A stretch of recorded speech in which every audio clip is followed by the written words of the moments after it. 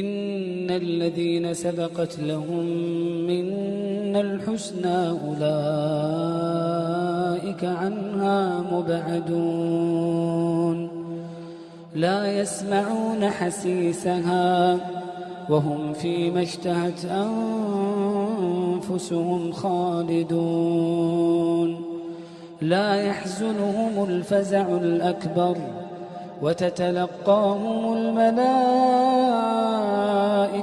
هذا يومكم الذي كنتم توعدون يوم نطوي السماء كطي السجل للكتب كما بدأنا